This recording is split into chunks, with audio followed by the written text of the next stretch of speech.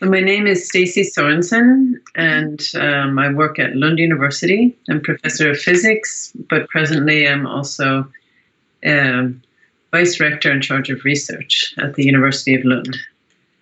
Well, I come from Lund, Sweden. I've been living in Lund for about 25 years. And right now I live in a village just outside of Lund, but it's still within the county of Lund, the city limits.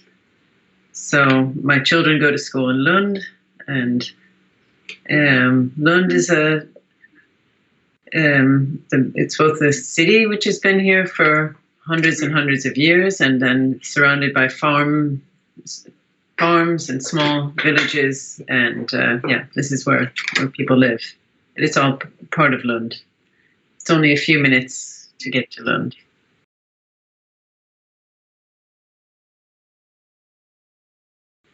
Well, I think that the kind of picture that we have of the university is we have knowledge environments. So knowledge environments are multifaceted, where we have teaching, we have research, we have also societal engagement, we have contact with established companies, with emerging companies, and where the boundaries really between these environments and what's outside are not very sharp.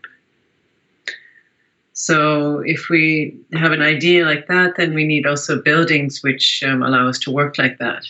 And if we look at a lot of the traditional buildings that we have, say for the sciences at the University of Lund, they're built with a very different idea in mind, where instead of unifying and building so that you don't see the borders between education and research, for example, or research in different subjects within physics, I think those differences were really emphasized rather than minimized. So I think that this is something that we hope that we will be able to achieve in the future when we build new science buildings close to where these two large facilities are being built in Lund.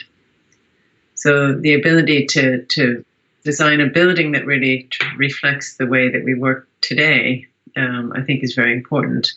So this means that we need to have meeting places, both for scientists to meet, so scientists from academia and scientists from the research labs, and also students and professors that can meet in a natural way, and to create a lot of spaces for different kinds of interaction.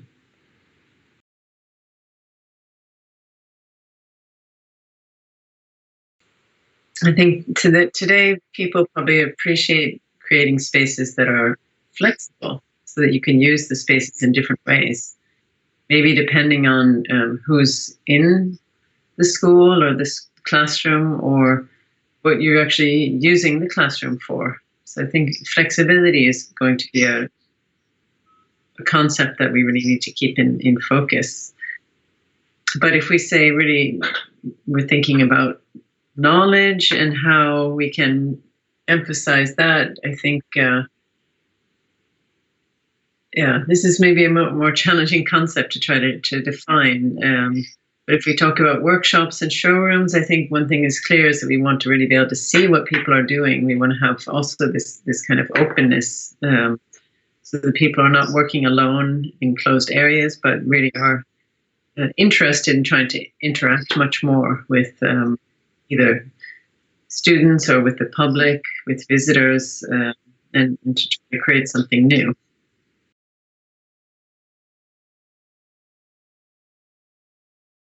I think we have been working with the vision here for part of the new campus area that we're going to create in Lund. And this is maybe a larger, scaled-up version of what I described for an academic knowledge environment. But we see both buildings where we have academia, we have industry, and we have also shared scientific environments, so shared facilities, and that we also try to encourage a stronger interaction across borders. But I think this means also that the urban development should have a lot of spaces for interaction between people from these different kinds of environments.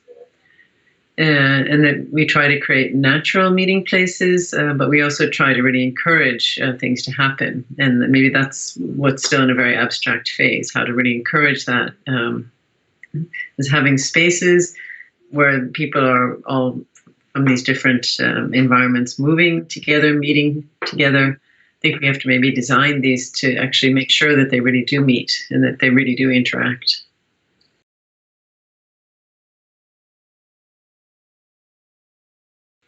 I guess you can see a city as an ecosystem, just like you can see, a forest as an ecosystem.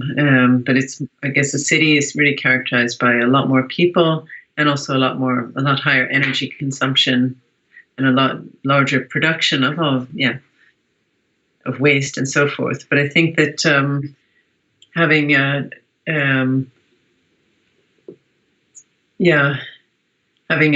idea where we can close these loops, where we can try to think about what water do we need for humans, what water do we need for other purposes, how can we really close all these different cycles in the best possible way so that we don't lose a lot from our cities or urban environments. So at least in Lund, the older parts of the city is more difficult to transform, but at least when we're sitting down and designing this new area that we call Brunnshög, then all of these ideas, I think, are put in place from the beginning, of trying to recycle excess water, excess heat, and then also to have energy, say, generation and production in a clean way. And this kind of idea and philosophy is really in focus in building new things and also including housing. So the idea is really to try to create something which is built on a platform of very high level of awareness of what is the impact of everything that we do. And already a lot of these things are in place in a very small scale in Lund, in the city of Lund. Without going into any kind of detail, both larger scale, like district heating and energy circulation systems are in place, and also even on the level of individuals, how your garbage is taken care of and so forth. And there's a very high level of awareness of how to utilize that rather than just seeing it as waste that has to be disposed of.